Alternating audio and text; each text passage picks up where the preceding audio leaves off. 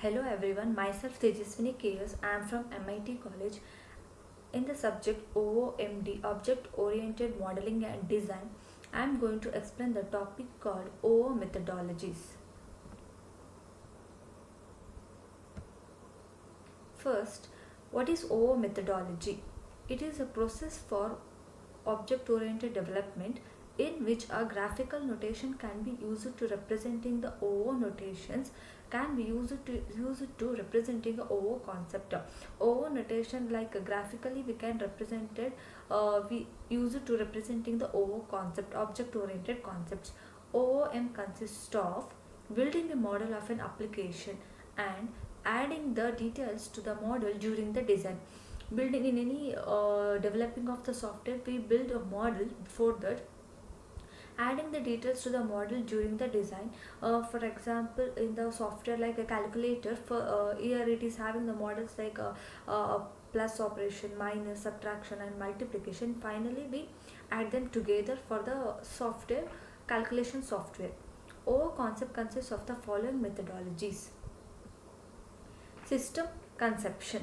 Software development begins with the business analyst or the user conceiving an application and formulating the tentative requirement.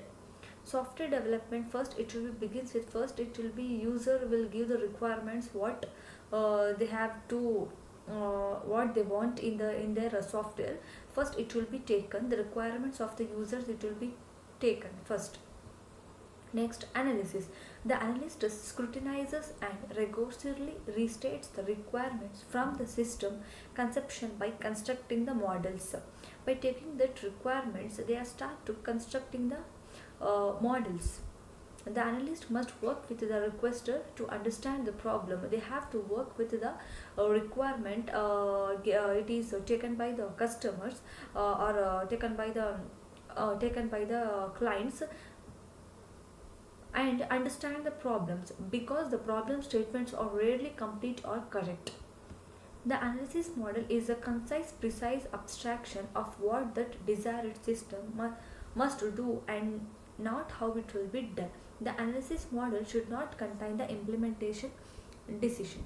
Analysis model starts with the problem statement, which exactly requirement consists of what have to solve and what are the inputs and outputs, which includes the list of goals. Next, it has two parts, domain model and application model.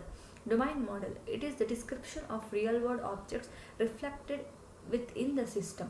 Example, domain objects for a stockbroker application might include the stock bond, trade and commission. Application model, it is the description of the parts of the application system itself that are visible to the user. Analysis part don't contain an implementation part. System design.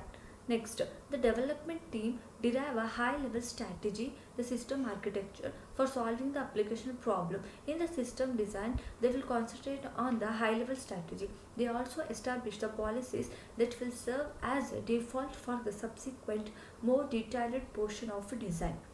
The system designer must decide what performance characteristics to optimize, choose a strategy of attacking problem and make tentative resource allocation. Next, class design. The class designer adds the details to the analysis model in accordance with the system design strategy. The class designer elaborates the both domain and application objects using the same object-oriented concept and notation, although they exist on different conceptual planes. The focus of class design is the data structure and the algorithm needed to implement each class. Next, implementation. After getting all, they concentrate on implementation. They translated the class relationship using any languages like C or C++ like that. Implementation translate the classes and the relationships developed during the class design into a particular programming language, database or hardware. Programming should be straightforward because all the hard decisions should have already been made. During implementation, it is important to follow the good software engineering practice so that traceability to the design is apparent, so that the system remains so that traceability to the designs is apparent, so that system remains flexible and extensible. Next, there are three types of object-oriented methodologies. First, object modeling techniques, object process methodology. Next, rational unified process.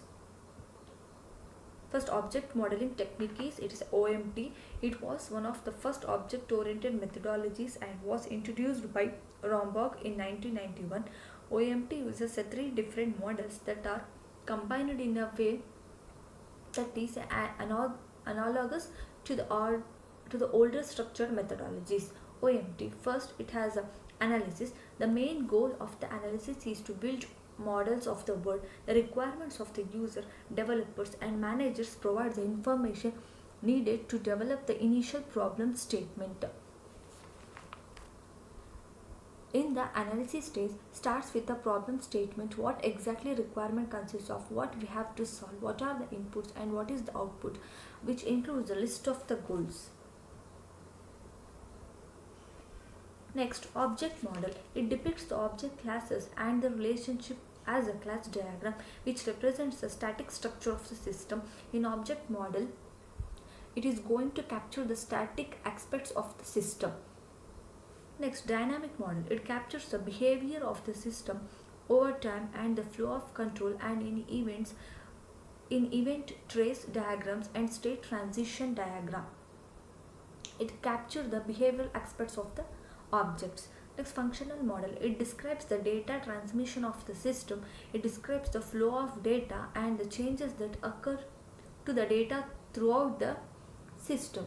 It represents the functional aspects of the system. Next, design. It specifies all the details needed to describe how the system will be implemented. In this phase, the details of the system analysis and system designs are implemented. The objects identified in the system design phase are designers. In system design, focuses on the high level design. Next, object process methodology, OPM. It is also called as the second generation methodologies. It was first introduced in 1995. It has only one diagram, that is the object process diagram, which is used for modeling the structure, function, and the behavior of the system. It is consists of initiating, developing, and deploying. First, initiating. It determines the high level requirements, the scope of the system, and the resources that will be required. Next, developing. It involves the detailed analysis, design, and implementation of the system. Next, deploying. It introduces the system to the user and subsequent maintenance of the system. Third one, rational unified process. It was developed in Rational Corporation in 1998. It consists of the four phases, which can be broken down into iterations: inception, elaboration, construction, transition. Next, advantages of the object-oriented methodologies. It represents the problem domain because it's easier to produce and understand the design. Yes, if we take the requirements of the user, so it is an interaction with the developers and the user, so it is one of the advantage. It allows the changes are more easily. When the user, we are in analysis, we are also developing in models, so it can allow the changes for if they want any changes. If it is not met the user requirements, we can change the model. It provides a nice structure for thinking, abstracting, and lead to modular design. Simplicity. The software objects model complexity is reduced and the program structure is very clear. We take the requirements from the user and we clearly know what we have to do and what is the problem, so we have the clear vision of that. Reusability. It is a desired goal of all development process. It contains both data and the functions which acts on data. It makes easy to reuse the code in a new system. It is developed with using a program, so it can be reused and code in a new system. Messages provide a predefined interface to an object's data and functionality. Increased quality. This feature increases in quality is largely a byproduct of this program reuse. Maintainability. Maintainable. The OOP method makes code more maintainable. The objects can be maintained separately, making locating and fixing problems easier. Scalable. The object-oriented applications are more scalable than structured approach. It makes easy to replace the old and aging code with faster algorithms and newer technology. Modularity. The object-oriented design systems are easier to modify. Modifiability. It is easy to make minor changes in the data representation or the procedures in an object-oriented program. Client-server architecture. It involves the transmission of messages back and forth over a network. Disadvantages of object-oriented methodology. Unfamiliarity, causing an added training cost for developers. Inability to work with existing systems. Data and operations are separated. No data abstraction. Not responsive to change in problem space. Inadequate for concurrent problems. Thank you.